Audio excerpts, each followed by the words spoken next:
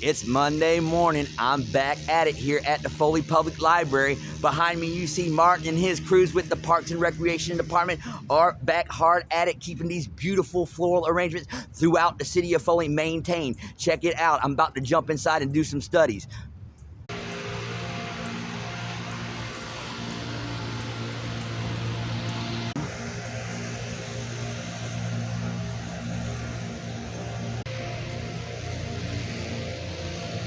Boom.